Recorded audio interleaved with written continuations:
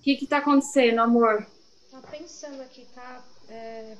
Já apareceu. Você tá naquela internet top lá? Sim, sim.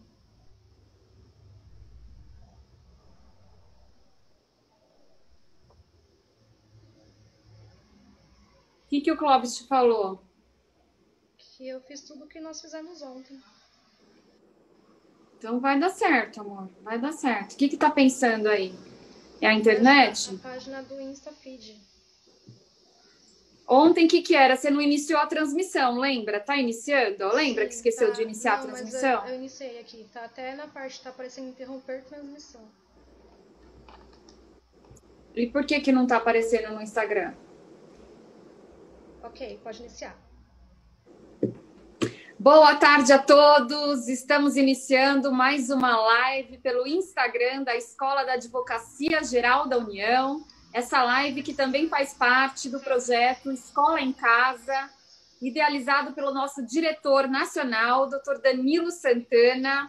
O tema de hoje é tributação, responsabilidade social e justiça fiscal. E teremos hoje 3 convidadas muito especiais, 3 grandes procuradoras da Fazenda Nacional, a doutora Lana Borges, procuradora da Fazenda, coordenadora de estratégias judiciais da Fazenda Nacional, cofundadora do movimento Tributos a Elas, a doutora Herta Raniteles, procuradora da Fazenda Nacional, integrante da coordenação de estratégias judiciais da Fazenda Nacional e também cofundadora do movimento Tributos a Elas, e a doutora Mônica Lima, procuradora da Fazenda Nacional, integrante da Divisão de Defesa da Primeira Instância da Terceira Região, em atuação voluntária na coordenação de estratégias judiciais e na coordenação de atuação do Superior Tribunal de Justiça, integrante também da comissão do movimento Tributos a Elas. Meninas, é uma honra muito grande recebê-las hoje aqui. Eu admiro demais vocês, 3 mulheres competentíssimas, procuradoras brilhantes, todos os tributos a elas. E eu gostaria de começar, então, esse primeiro bloco falando desse movimento que vocês idealizaram. Queria que a Lana falasse para nós aqui como é que surgiu, contar um pouco dessa história, de como tudo começou, falar desse movimento Tributos a Elas. Lana, com a palavra. Boa noite a todos, boa noite, Rita, boa noite, Mônica, boa noite, Herta, boa noite a todas e todos que nos ouvem, que nos acompanham agora pelo Instagram. É uma alegria, uma satisfação, uma honra participar dessa live. E uma alegria imensa poder falar do Tributos a Elas dentro do ambiente da escola da AGU. Acho que é super importante a gente divulgar esse movimento e falar sobre ele. Bom, o que é o grupo Tributos a Elas, né? No que ele consiste?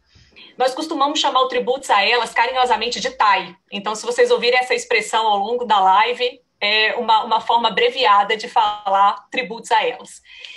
Esse grupo, que na verdade, como bem definiu o doutor Ricardo Soriano, procurador-geral da Fazenda Nacional, na verdade é um movimento voltado à motivação, à defesa da participação das mulheres em todas as instâncias da Procuradoria da Fazenda Nacional. Ele busca contribuir para que o diálogo jurídico, nos temas mais sensíveis, tenha a participação também das mulheres.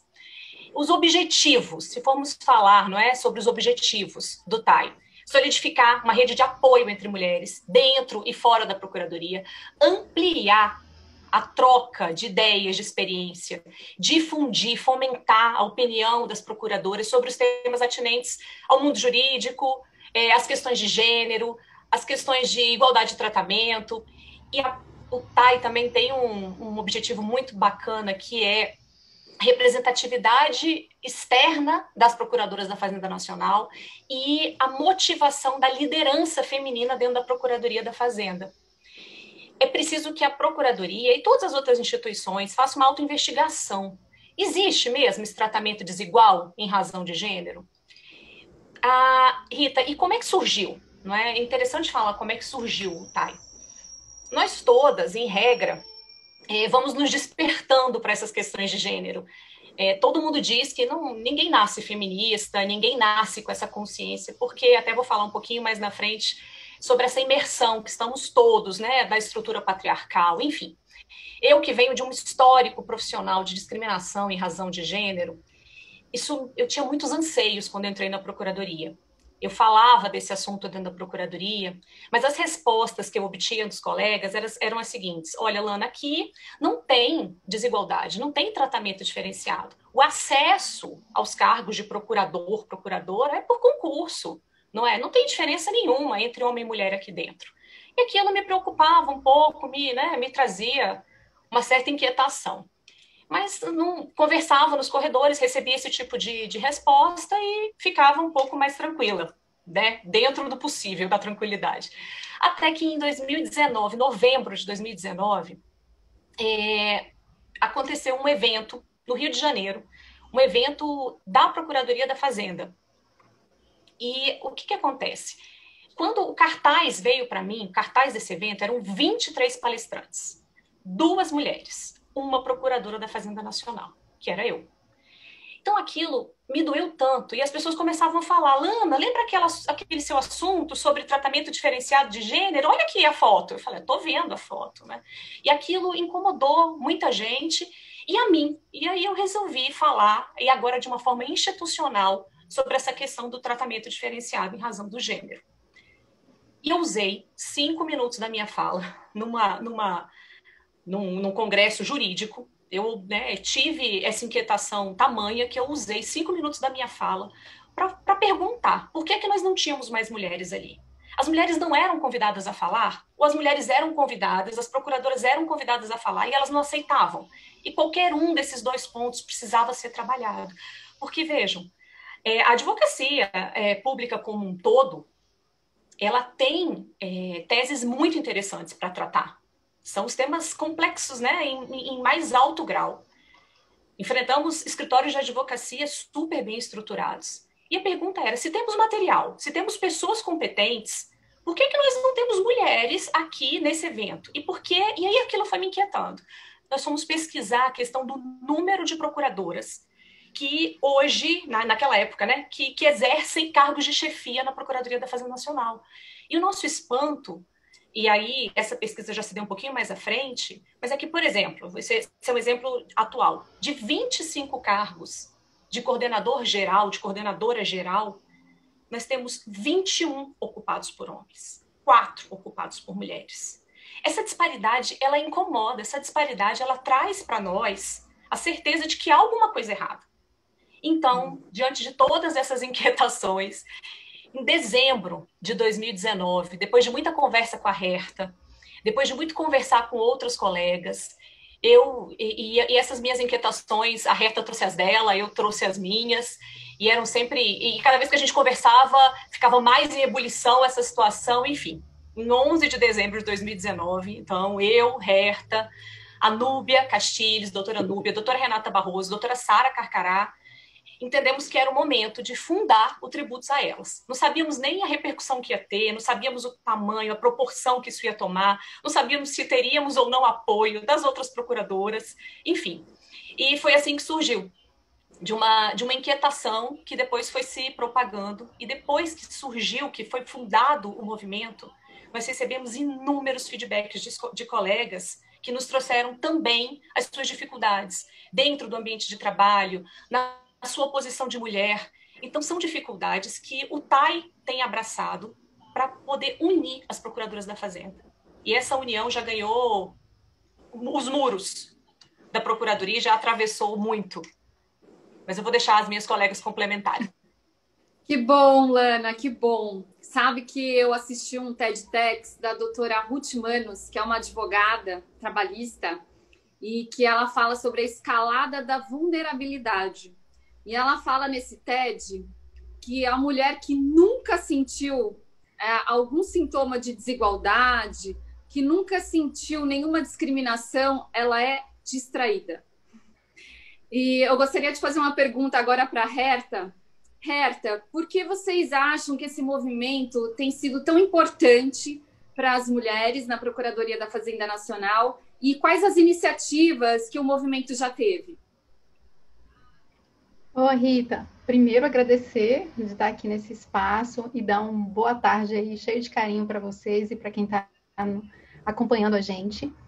E esse movimento foi super importante, como a Lana começou a contar, porque houve um despertar, de uma maneira geral, entre os colegas dentro da Procuradoria, questões de coisas que iam acontecendo entre famílias, internamente, e a gente não percebia que eram coisas, que eram aspectos que levavam um pouco a gente a agir de forma com um certo machismo.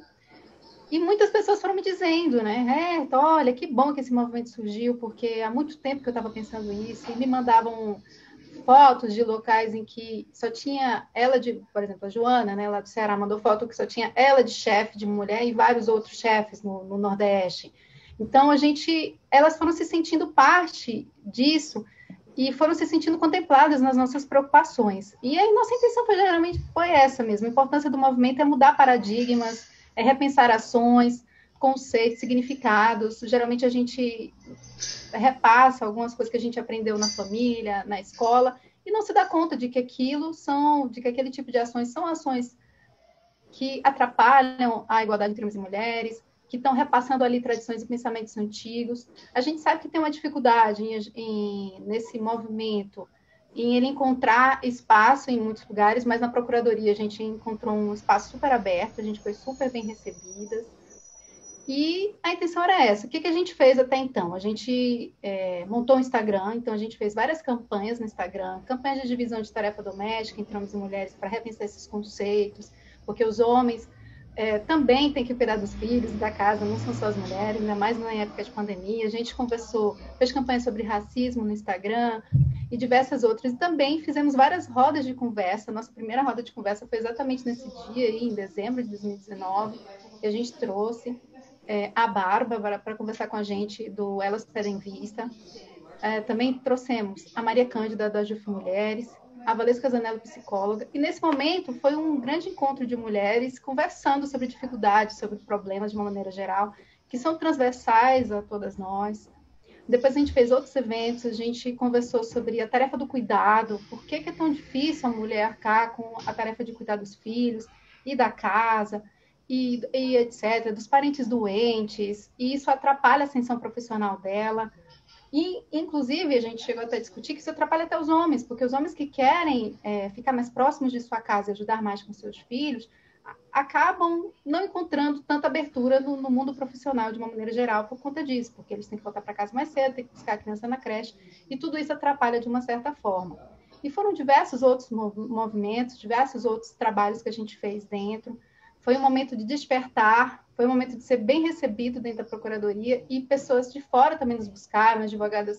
A gente fez parceria com advogadas privadas, criou um incrível grupo, né, Tributação em Gênero, junto com a professora Tatiane Piscitelli.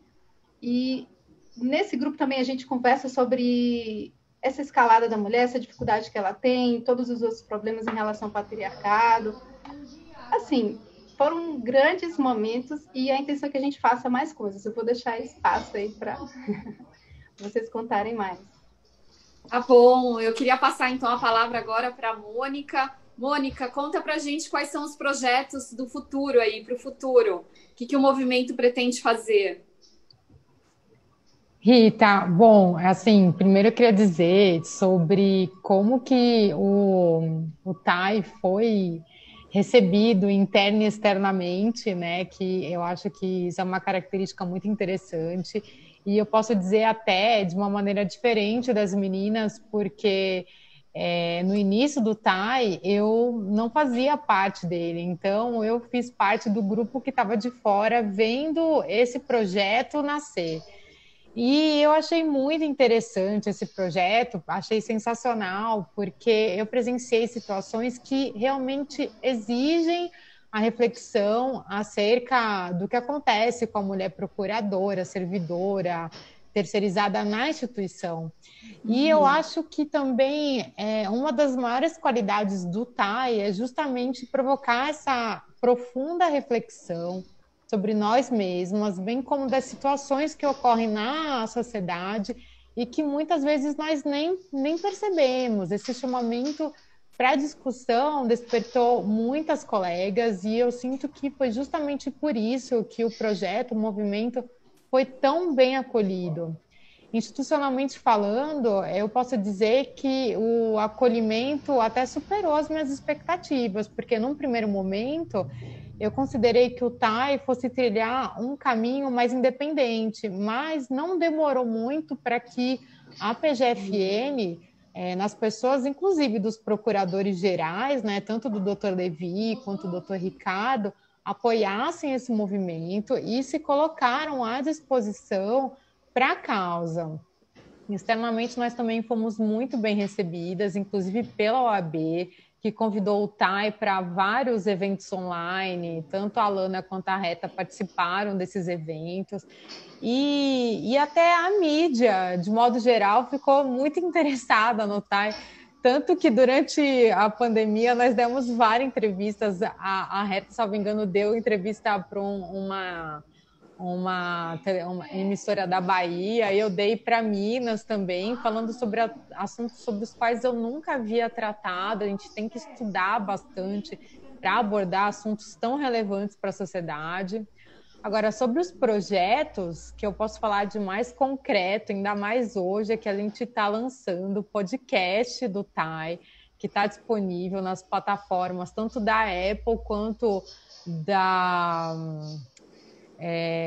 do Spotify, né? Esse Tributos a Elas, a gente fez assim, a primeira temporada, a gente usou todas as palestras que foram disponibilizadas no Conecta pela Procuradoria, que era uma plataforma de acesso restrito aos integrantes da Procuradoria, e agora a gente disponibilizou essas palestras em formato de áudio, porque o assunto é muito importante.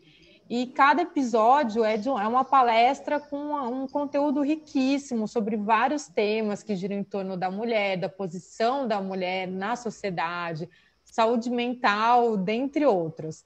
Na segunda temporada, assim, quando a gente estiver mais profissional, aí a gente quer partir para as entrevistas e abordar uns outros temas correlatos, né?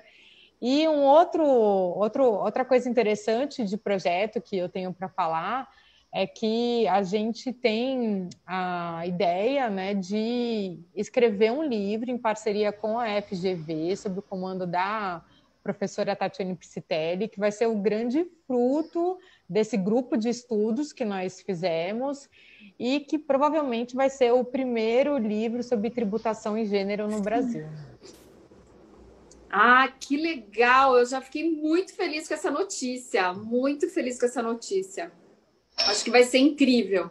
É algo que realmente precisa ter uma obra, né? A gente já viu bastantes eventos a respeito do tema. A Tati mesmo, né, tem promovido alguns eventos, vocês através do movimento, mas acho que vai ser bem interessante ter um livro aí para a gente divulgar ainda mais esse tema. E agora a gente vai entrar num segundo bloco que a gente vai falar especialmente da tributação, da responsabilidade social, da justiça fiscal. E agora eu vou começar perguntando para a Lana de novo. Lana, sendo que o Brasil está entre os países com mais desigualdade do mundo, né? O país mais desigual é a África do Sul, que teve o apartheid, um regime de segregação racial que figurou aí por 50 anos, né? E diante da crise econômica que foi gerada pela pandemia do coronavírus, que aprofundou ainda mais as desigualdades sociais, eu acho importantíssima essa preocupação. E vocês buscam no movimento Tributos a Elas chamar atenção para a desigualdade entre homens e mulheres, né, para a desigualdade de gênero, mas vocês chamam atenção também para outras desigualdades que eu venho acompanhando, que faz parte até da logo, né, do projeto Tributos a Elas, né, de também ter uma igualdade racial, uma igualdade social, né, uma preocupação mais profunda aí com a igualdade. E já que nós estamos também, né, nos últimos tempos, discutindo as propostas de reforma tributária no Brasil, eu gostaria de saber a sua opinião a respeito do papel da tributação na responsabilidade social e na justiça fiscal. Você acha que existe a possibilidade da tributação ser utilizada como uma ferramenta para alcançarmos a justiça fiscal, contribuindo para a efetiva igualdade de gênero e para equilibrar melhor esse problema também da concentração de renda? Pergunta complexa, né, Rita? A sua altura. Vamos lá. Bom, como eu estava falando antes, as desigualdades sociais, culturais, né, entre homens e mulheres, elas são estruturais, são seculares e precisam ser debatidas, elas precisam ser trazidas a público. Essa cultura da supremacia masculina, ela está arraigada em nós, homens e mulheres. O Brasil, saiu uma matéria no dia 29 de setembro, que é mais trágica ainda. Segundo essa matéria, o Brasil é o segundo país mais desigual do mundo, atrás só de Botsuana, né? Que é um país também africano. Seculares, apesar de conhecidas essas dificuldades, muitos de nós ainda precisamos se despertar. Essa cultura, nós vivemos numa... Eu tenho usado muito esse termo, nós homens e mulheres vivemos mergulhados numa psicosfera de desigualdade, de hegemonia masculina, calcada em institutos sociais, jurídicos, que reproduzem o patriarcado. E isso é seríssimo, seríssimo. Então, nós precisamos falar, nós precisamos trazer para todos os espaços essa discussão. Porque muitas, eu repito, muitas e muitos de nós não se dão conta dessa realidade. Muitas pessoas não percebem que nós vivemos numa sociedade onde a supremacia do homem está nas mais diversas, assim, nas mais diversas frentes, nas mais diversas situações. E aí, há dados que escancaram esse tratamento desigual entre homens e mulheres. E aqui eu vou me prender um pouco mais nos dados ligados ao mercado de trabalho. Mas antes disso, é até importante que eu diga, né? Antes de entrar no mercado de trabalho, segundo o Fórum Econômico Mundial de Desigualdade de Gênero, essa desigualdade entre homens e mulheres só acabaria daqui a 257 anos no mundo. Uma reportagem que saiu há pouco tempo. E no Brasil, esse tempo seria de até 59 anos ou mais. Essa reportagem ganhou bastante repercussão. As horas de trabalho não remuneradas. Nós não pensamos sobre isso, mas de acordo com o IBGE, e esses dados são de 2020, mesmo empregadas, as mulheres dedicam 8 horas a mais do que os homens nos afazeres de cuidado. O que são os afazeres de cuidado? São os afazeres da casa e com as pessoas. Então, são 8 horas a mais que os homens semanalmente. Ganhar 76% da remuneração dos homens. As mulheres negras, em média, ganham 43% do salário de um homem branco. Com o ensino superior, esse dado é do INSPER, e foi recentemente, há 2 semanas, foi super reproduzido na mídia. Com o ensino superior, as mulheres chegam a ganhar 50% do salário de um homem, metade. E também, segundo o IBGE tem um trabalho muito bacana, o IBGE, o PNAD, sobre essas desigualdades de gênero. As mulheres elas ocupam apenas 19% dos cargos de liderança. Então, as mulheres têm mais horas de trabalho, as mulheres ganham menos e as mulheres estão em menor número nos cargos de chefia. Imaginem isso. Também, segundo o IBGE, e aqui eu vou trabalhar com dados para que a gente possa pensar, as mulheres chefes de família, houve um aumento vertiginoso do número de mulheres que são chefes de família. E se a situação é difícil para as mulheres brancas, para as mulheres que são pretas e pardas, a situação ainda é mais catastrófica. O abismo que existe entre uma mulher negra e um homem branco é ainda maior. Seja um abismo de salário, seja um abismo de igualdades sociais. Então, pensando sobre isso, pensando sobre esses dados, nós nos deparamos com o sistema constitucional brasileiro, que já no seu preâmbulo ele fala sobre o Estado democrático destinado a assegurar o bem-estar, a igualdade e a justiça, no preâmbulo da Constituição. Depois, no artigo 3º, no artigo 5º, a gente vê a questão dos deveres de combater, de reduzir as desigualdades sociais e de combater qualquer tipo de preconceito. O artigo 3º, ele é muito sensível, ele nos chama a pensar que são objetivos da República: reduzir desigualdade, promover o bem de todos, sem preconceito de origem, raça, sexo, cor. Essas normas são programáticas, elas são as referências, não é, para a atuação das 3 esferas de poder, para a atuação do Estado, para a atuação da sociedade civil. E o que nós vemos? Nós vemos que, apesar de todas aquelas diferenças, quando a gente pensa, tributação, gênero, onde é que está o vínculo? Quando nós imaginamos esse vínculo, ele não é tão nítido, mas pensemos que a igualdade das mulheres é uma questão de direitos humanos. E pensemos que a tributação é que influencia para dar plausibilidade, para dar materialidade aos direitos humanos. E aqui, não é? Se a gente parar para pensar, os direitos humanos, a concretização, como eu disse, depende de recursos, né? Como diria lá, o custo dos direitos, Holmes e Schanstein, né? Temos que buscar essa função do sistema tributário na Constituição. O sistema tributário tem que estar calcado na Constituição. Ele deve dar concretude a esses objetivos sobre os quais eu estava falando. E se nós nos depararmos, se a gente parar de novo para pensar em como a nossa tributação está estruturada no Brasil, a maior parte dos tributos está incidente sobre o consumo. Imaginemos que a regressividade da tributação do nosso sistema, segundo a própria Receita Federal, esses dados são da Receita Federal, em 2018, 44,79% da receita tributária vinha dos bens e serviços. E 21% dessa receita tributária era incidente, né? Era arrecadada, era oriunda da renda. Quem são os mais impactados, se nós pararmos para pensar? Toda a população, óbvio, é impactada pela regressividade da tributação, não temos dúvidas. Mas, se nós pensarmos que quem ganha menos, né, vai ter parte do seu salário impactado irrefutavelmente pela tributação, porque essa pessoa vai gastar o seu salário com comida, com vestimento, com bens e serviços, moradia. Então, há vários estudos. As críticas são as mais severas. Que a regressividade do sistema tributário brasileiro, ele não combate as desigualdades sociais. Pelo contrário, há quem diga que ele expõe, que ele torna ainda mais séria essa desigualdade. E se nós pensarmos também, segundo dados do PNAD e do IBGE, que são as mulheres que compõem o extrato, né, a camada mais baixa da distribuição de renda do Brasil, como eu falei, ganham menos, trabalham mais e chefiam, né, um grande número de famílias, nós vamos pensar que a regressividade, sem sombra de dúvida, atinge essas mulheres, prejudica mais diretamente as mulheres e prejudica ainda mais as mulheres negras. Falando sobre responsabilidade, então, Rita, responsabilidade ela não é, né, unicamente do sistema tributário nacional. Ele é um dos veículos, né? A tributação é um dos veículos para materializarmos aqueles objetivos lá da Constituição. Mas existe um chamamento, precisamos todos, sociedade como um todo, Estado, setor privado, pessoas físicas, entes paraestatais, precisamos todos nos dar conta dessa nossa responsabilidade.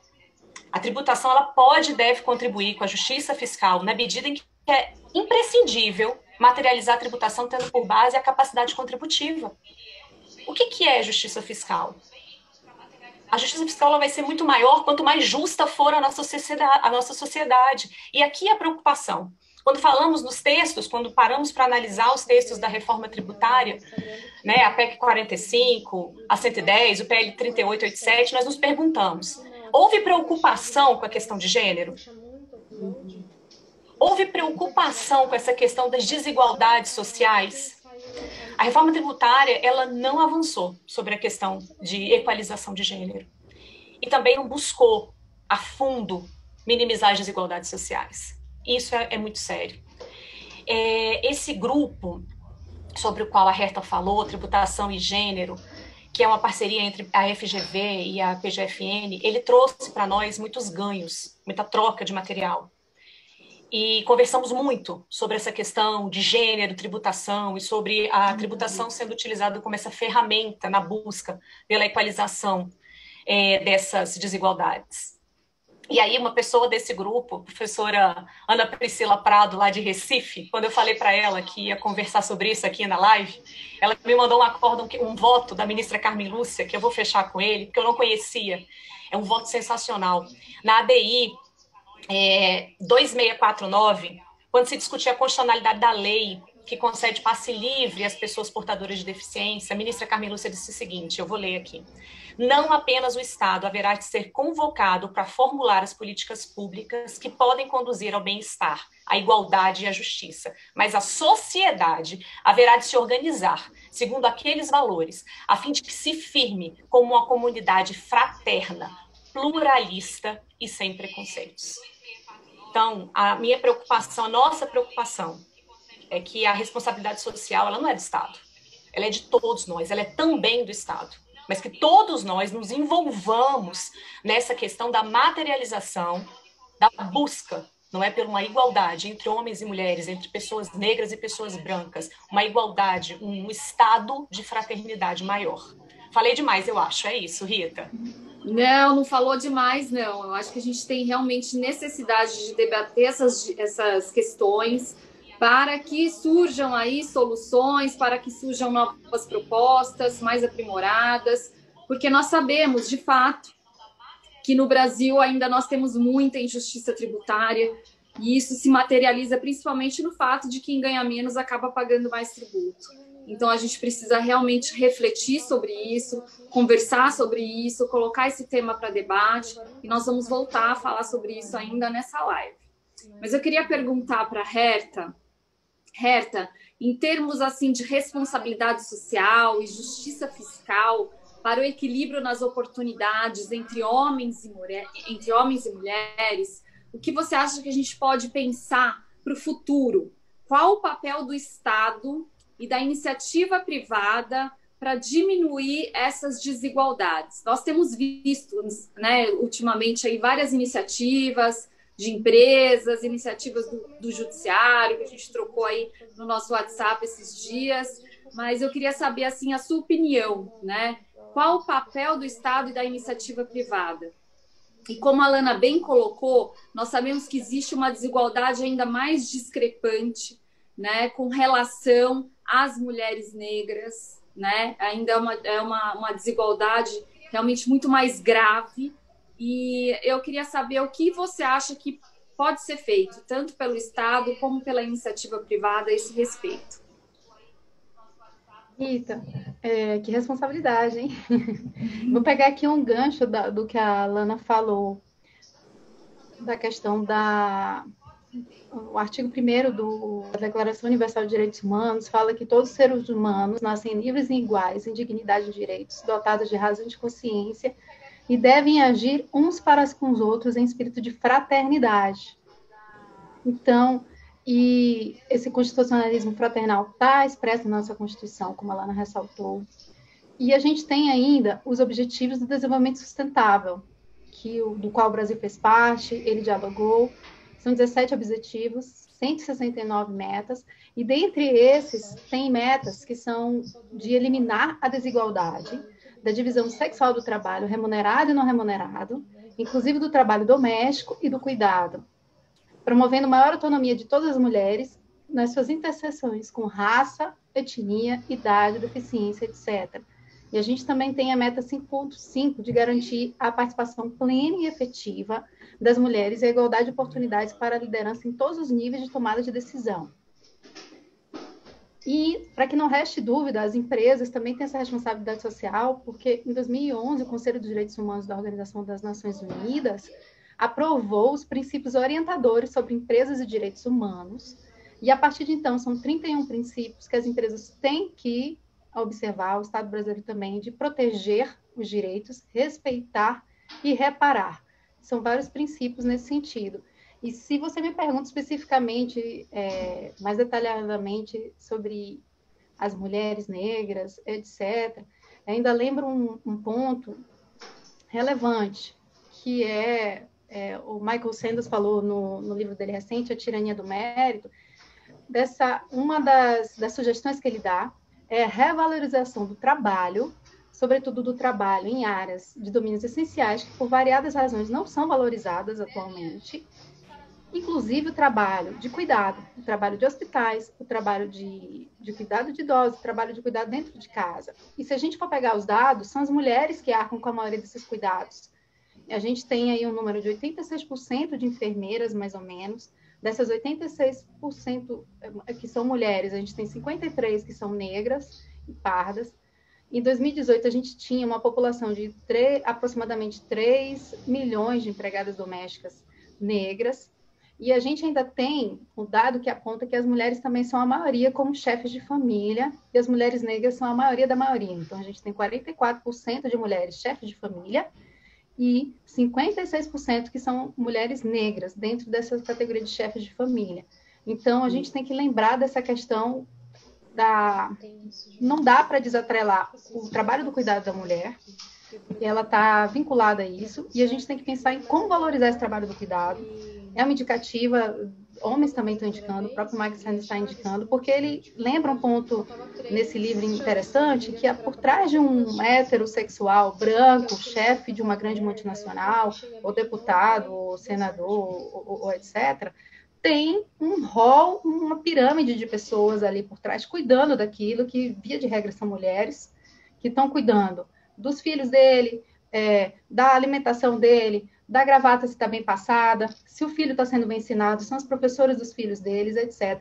Então, assim, por trás tem todo esse aparato de mulheres cuidando dele, mas de um serviço que é desvalorizado. Então, acho que um ponto, assim, principal é valorizar esse serviço do cuidado, porque é um serviço que ele não é contabilizado, ele não é tido como lucrativo, e as pessoas se esquecem de valorizar ele. Isso pode ser feito tanto pela iniciativa privada, quanto pela iniciativa pública, pode ser feito por os dois setores. Isso vai valorizar mais a mulher negra também, chefe de família, etc. E a gente tem algumas iniciativas governamentais boas, por exemplo, em 1970, a Austrália já estava pensando no orçamento com viés de gênero, então ela começou a articular o orçamento, não só se o dinheiro estava indo para a Secretaria de Políticas Públicas, para as mulheres, ou diretamente para questões femininas, mas também se o dinheiro que estava indo para outros setores estava sendo direcionado para diminuir a desigualdade entre homens e mulheres. Isso levou, esse trabalho levou uma conscientização das próprias pessoas que trabalhavam no setor. Então, os burocratas, os agentes públicos que achavam que o orçamento era neutro, que tinha algum viés neutro, começaram a perceber que não, que de fato você pode interferir na igualdade entre homens e mulheres, ou você pode ter algum viés de raça nesse momento, e que você destina parte do seu orçamento.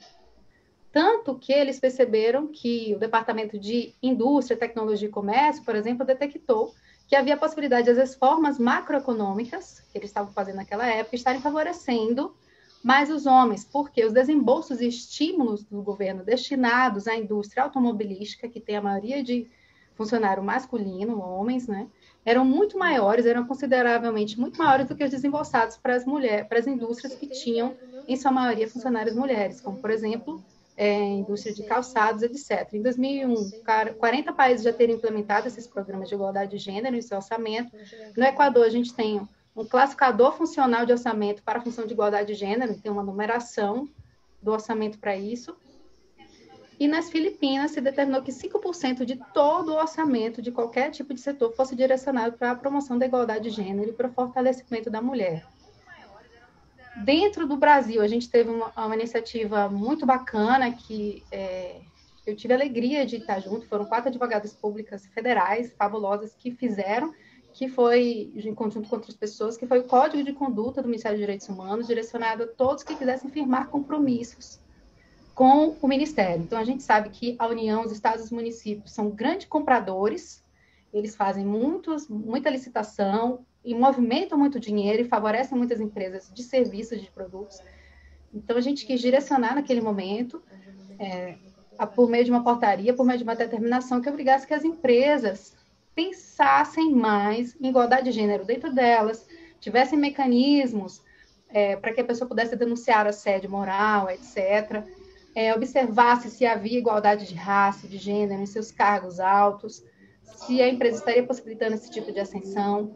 Também pediu-se, naquele momento, que essas empresas se preocupassem com sustentabilidade e com integridade, eles tivessem programas de integridade e programas que cuidassem da sustentabilidade.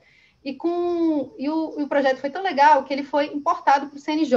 Então, o CNJ, hoje em dia, ele fez algumas adaptações no código e ele já é aplicado lá, esse código, para todos os fornecedores e as empresas. E, além disso, a gente tem vários projetos de lei, várias tentativas de melhorar a situação das mulheres de uma maneira geral. Então, a gente tem projetos de lei que cuidam do racismo especificamente, né? O projeto de lei 5.875, que permite aos órgãos públicos e às empresas estatais firmes compromissos de combate ao racismo estrutural em suas dependências. A gente também tem projetos de lei que cuidam da polícia, dos órgãos de segurança pública, para que estabeleçam diretrizes para abordagem policial e uso da força, baseada nos direitos humanos. E a gente também tem um projeto muito interessante até, que ele diz respeito a incluir em todas as propagandas da União 51% de mulheres e 56% de pessoas negras, todas as propagandas e todas as comunicações, para ter sempre visualmente ali aquelas categorias representadas. Tem um decreto já em vigor, que é o 9.427, que determina que 30% das vagas de estagiários seja separada para estagiários negros, que está valendo para administração pública federal direta, autarquias e fundações. Tem também leis que concedem incentivos fiscais para as mães chefes de família. É o projeto de lei que concede incentivos fiscais para as mães chefes de família, que, como a gente já viu, aí tem 56% de mulheres negras, né, principalmente. E isso a gente falando de iniciativas do governo. E se a gente for falar para as iniciativas da iniciativa privada, as empresas já percebem que é lucrativo implementar a diversidade, pois a gente tem a possibilidade de diferentes pontos de vista, a gente diminui 50% os problemas de conflitos dentro da empresa, a gente aumenta a lucratividade, tem vários dados a demonstrar isso, as empresas já estão nessa tentativa de implementar a diversidade, não só porque precisam seguir princípios e éticos, etc., mas também porque é lucrativo, elas já começam a perceber. Isso, por exemplo, 76% dos colaboradores admitem que tem mais espaço para dialogar numa empresa que tem mais diversidade. A gente tem iniciativas, por enquanto, isoladas. Temos a Netflix, que contratou uma diretora de marketing negra. Temos a primeira curadora negra de um museu de Nova York, do Museu Guggenheim. E a gente tem também a necessidade das empresas analisarem o seu processo de seleção, para que ela consiga incluir mulheres negras. A seleção, o ideal seria que fosse uma seleção às cegas, sem viés inconsciente, sem exigência de uma aparência próxima, de uma aparência de uma mulher branca, que não se exija isso. E alguns bancos, inclusive, eles estão na tentativa de botar mais mulheres em cargos de ascensão, em cargos maiores, exigindo uma mulher sempre na concorrência, ou seja, as mulheres que concorrem também tem que ter sempre uma mulher, e tem que ser uma mulher no banco de avaliação daquela concorrência. Então, isso vai melhorando. O Google já identificou que a maioria das propagandas que eles faziam em 2013 tinha um viés de gênero, tinha muitos homens que eram homenageados, eles já estão trabalhando nisso. E a Unilever já tem um caso de job sharing, que é mulheres que estão dividindo a mesma tarefa, só que dia da semana separado, para facilitar a vida da mãe, né, que possa cuidar da sua casa. Então, tem várias iniciativas. Fica aí a dica. Eu acho super importante você trazer essas iniciativas que servem de exemplos, né? Bons exemplos aí a serem seguidos, a serem ampliados. É assim que a gente vem conquistando os espaços, sem dúvida nenhuma. Mônica, agora tua vez, né? A gente está com 3 aqui, a gente vai passando as palavras. E eu sei que a Mônica estuda muito aí os julgados dos tribunais superiores. Então, Mônica, eu falando agora de mãe, do trabalho, de cuidar dos filhos, eu queria saber o que você acha desse recente julgado do Supremo Tribunal Federal no recurso extraordinário 576-697, do tema número 72 da repercussão geral, no qual prevaleceu a tese proposta pelo relator, o ministro Luiz Roberto Barroso, de que é inconstitucional a incidência da contribuição previdenciária a cargo do empregador sobre o salário maternidade.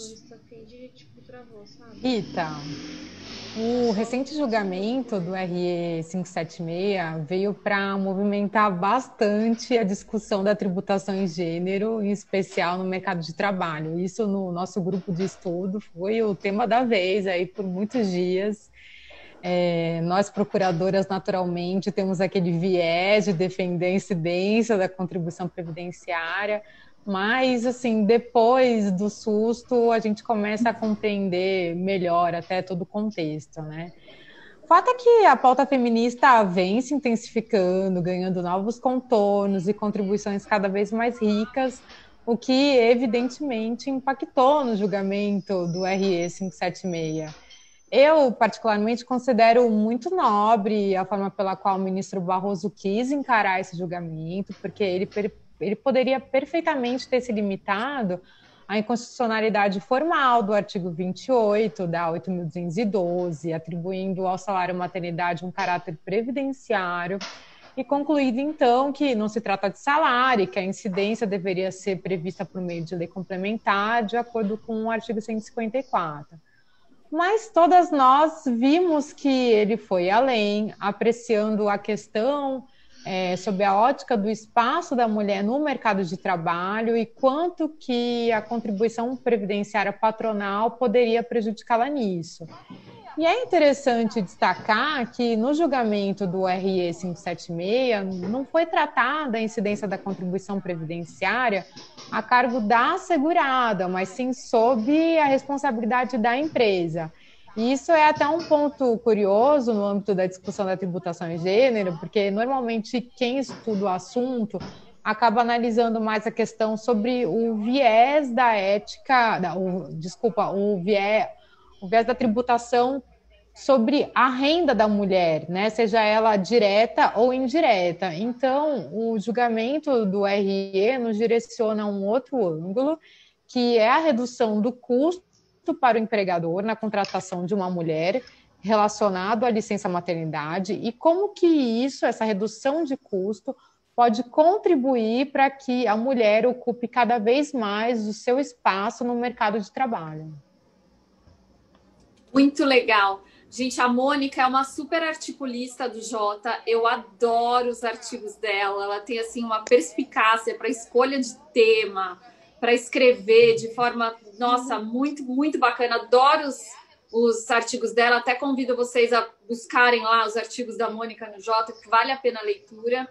E eu queria aproveitar, então, Mônica, e perguntar o que você acha desse artigo super recente que foi publicado aí, a respeito da tributação sobre as mulheres no Jota, que foi escrito pela Catarina Borzino, que também participa do movimento Tributando a Elas, a Nina Penac, a Marina Cardoso e a Raquel Alves. Elas apresentaram uma reflexão para o avanço das discussões legislativas acerca da extensão da licença paternidade, defendendo que nós teríamos que ter no Brasil uma licença paternidade igual à licença maternidade, igual tempo para homens e mulheres, ambos, né, para ter o tempo de ter o cuidado dos filhos no início da vida. E para que essa situação antieconômica fosse realmente resolvida, né, desaparecesse. Inclusive, um dos argumentos da Procuradoria da Fazenda Nacional apresentada na sustentação oral do julgamento desse recurso extraordinário, que eu comentei, defende a licença parental e a manutenção da incidência da tributação sobre o salário maternidade e paternidade. Eu queria que você falasse da sua opinião sobre essa licença parental, de como a gente pode evoluir nesse tema. E eu queria que você comentasse também outro ponto que elas comentaram aí no artigo que elas escreveram, de que esses pontos deviam estar aí na ordem do dia dos debates da reforma tributária, né? Eu falei que eu ia voltar com esse tema, então nós estamos voltando com esse tema aqui.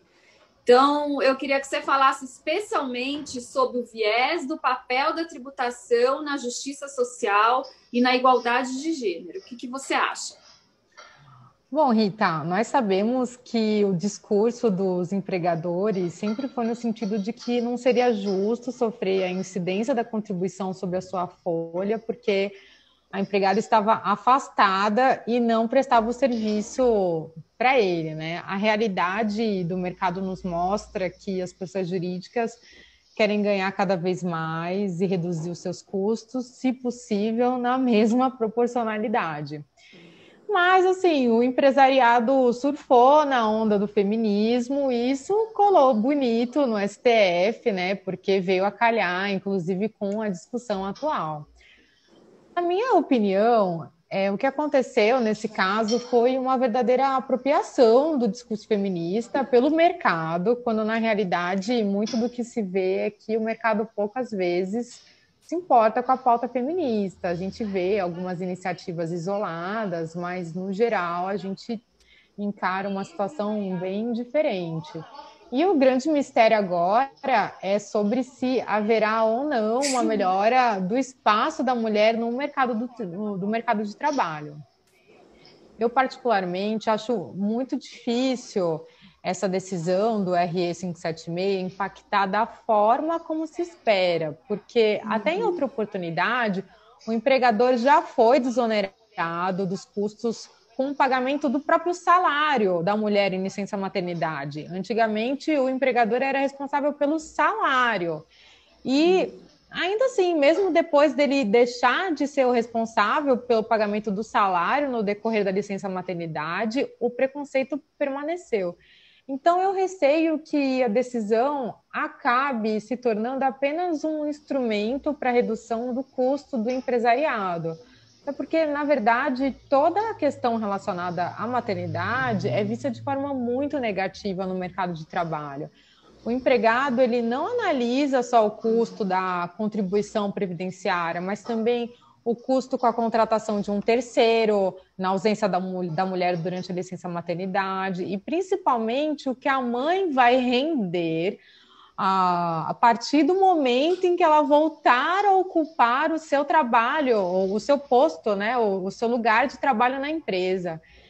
E a sociedade atribui à mãe, de modo geral, a responsabilidade pelo cuidado com os filhos, né? Sair cedo do trabalho para buscar na escola, chegar mais tarde porque a mãe foi à reunião com a professora, faltar porque o filho ficou doente e até a disponibilidade para viajar a trabalho. Tudo isso é colocado no papel pelo empregador na hora de contratar a mulher, em especial quando essa mulher está competindo com o homem no processo seletivo. O grande destaque desse julgamento, na minha opinião, é justamente como que a responsabilidade pelos filhos, atribuída exclusivamente à mulher, impacta na sua posição no mercado de trabalho e o que efetivamente pode ser feito para que isso deixe de ocorrer. O recado dado é no sentido de ser necessário atribuir ao homem uma licença paternidade compatível com a participação que lhe cabe no cuidado com os filhos, de modo a extinguir essa diferença entre homem e mulher. Para que o julgamento do RE 576 seja efetivo nessa pauta de desigualdade de gênero no mercado de trabalho, nós, inclusive, precisamos dar a ele um ar de provisório, ele não pode ser definitivo, não podemos parar nisso. O RE impactaria muito mais se, em virtude dele, passássemos a exigir que o homem também tenha o direito de se ausentar por um período mais longo quando vier a se tornar pai, bem como dele seja cobrada a assunção de responsabilidade diária junto aos filhos, não é só no final de semana, não. Então, dessa forma, não haveria como atribuir à mulher uma desvantagem no mercado de trabalho frente ao homem. E outro questionamento importante também a ser feito é sobre a incidência de contribuição previdenciária sobre a licença maternidade e paternidade, que a gente fala licença parental agora. Sob a ótica do julgamento do RE, então, superada essa questão de inconstitucionalidade formal e concedida a licença para mãe e pai, nada impediria que a União escolhesse novamente o valor pago a título de licença como base de cálculo de contribuição previdenciária. E nesse ponto, aliás, de muitíssima importância, é essencial que todos esses benefícios, né, assim, é essencial sempre lembrar que os benefícios eles precisam ser custeados, né? A União não fabrica o dinheiro, esses benefícios são pagos pela Previdência, que é financiada por toda a sociedade, inclusive pelos empregadores. Em hipótese alguma, nós podemos aceitar que o RE 576 afasta a responsabilidade do empregador quanto ao custeio da Seguridade Social inclusive no aspecto da parentalidade. A parentalidade, o tempo dedicado aos filhos, o cuidado dispensado a essas crianças não pode ser encarado como um assunto limitado ao ambiente privado da família. Isso tudo que acontece, esse cuidado, é uma questão afeta a toda a sociedade e seus custos devem ser suportados por toda a sociedade também, ao menos nesse aspecto das licenças. E já concluindo minha fala, Rita, assim, essa discussão toda me faz lembrar do último capítulo do livro da Angela Davis, que nós lemos no grupo, né, para discussão do grupo de tributação e gênero, que nós falamos aqui, que nesse capítulo a Angela Davis aborda como o mercado tenta se manter alheio à suposta esfera privada da sociedade, como se ele não tivesse nenhuma relação com ela, quando, na verdade, o mercado, no futuro, se apropria do fruto dessa parentalidade que se transforma em mão de obra. Então, mais um motivo para defender que o empregador deve, sim, contribuir para a Seguridade Social sobre os valores pagos a título de licença parental. A gente tem tanta fé de que vai dar certo, isso que a gente já fala, licença parental. Ainda que, naquele momento, o pai ou a mãe não esteja trabalhando. Esse RE, sem dúvida nenhuma, foi um importante passo, né? É muito elogiável o voto do ministro Barroso. Nós tivemos aí sustentações orais incríveis nesse julgamento. Foi um julgamento emocionante. A sustentação oral da PGFN, eu queria também comentar a sustentação oral do Breno Vasconcelos, que é um querido amigo, que citou, inclusive, Malala, né, na sustentação oral dele, falando, né, que a gente realmente não pode ter sucesso quando metade de nós fica para trás. Então, assim, foi um julgamento emocionante, mas, sem dúvida nenhuma, nós ainda temos muito espaço para expandir, né, para que haja uma efetiva melhoria na qualidade de vida, né, da mulher que trabalha, e também nas oportunidades, né? Uma efetiva melhoria na situação das mães que trabalham como um todo, né? Tanto profissional como qualidade de vida. Então, a gente continua avançando, né? Foram necessários aí tantos séculos de luta para que as mulheres tivessem espaço. Hoje a gente já tem grandes conquistas para comemorar, né? A própria Herta trouxe aí tantos exemplos de mulheres que trilharam caminhos e desbravaram e abriram espaço para que outras mulheres tivessem uma efetiva melhoria. E aproveitando aí que a Mônica falou da Angela Davis, eu queria citar a Cora Coralina, que eu adoro, que a gente tem citado em alguns eventos. Aí nós fizemos um ciclo de palestras também sobre mediação, conciliação e arbitragem na administração pública, só de mulheres, com mulheres incríveis, assim, para mostrar como tem mulheres que têm se destacado profissionalmente, que têm se dedicado à vida acadêmica, que têm se destacado. Sim, isso vai abrindo caminho para outras, né? Eu também participo de um outro projeto, o projeto Mulheres no Processo, do Instituto Brasileiro de Direito Processual, onde a gente tem um projeto de afiliadas acadêmicas, de incentivar as meninas que ainda estão na faculdade, que estão estudando, a fazerem especialização, a escreverem, a participarem de concursos de monografia, né? A irem depois procurar uma pós estrito sensu. Então, a gente começa fazendo esse trabalho de incentivo mesmo, de ir plantando para no futuro ter a colheita, né? E a Cora Coralina, ela tem aquele famoso poema que ela fala: eu sou a mulher que fez a escalada da montanha da vida, removendo pedras e plantando flores, que é assim que mulher age, né? A gente vai removendo as pedras e vai plantando as flores. E a Cora Coralina, ela começou a escrever aos 14 anos de idade os poemas, e ela só teve reconhecimento dos poemas dela como escritora com 76 anos de idade. Então, aquela mulher que não desiste nunca, né? E eu achei incrível a live com vocês, todo o conteúdo que vocês trouxeram. E, assim, comentando de novo, né, o TED da Ruth Manos, ela fala assim: e aí? E aí, quando a gente tiver conquistado toda a emancipação que a gente busca, quando a gente tiver conquistado a igualdade de gênero plena entre homens e mulheres, aí a gente vai descansar, a luta acabou. Não, né? De jeito nenhum. A gente tem todo mundo tem muitos desafios, né, na vida, e a gente tem um grupo de vulneráveis muito grande. E aí a gente vai ter que se preocupar com outras questões que a gente já começa a trazer à tona aqui nessa live, que são as pessoas que estão em situação de miserabilidade, que precisa de um incentivo maior na educação, a desigualdade racial, que ainda é um gigante no nosso país. A gente tem visto iniciativas aí de empresas privadas, se é marketing, se não é, mas toda iniciativa é válida e vai trazer um fruto positivo, eu acredito. O judiciário tem feito seu papel. Acho que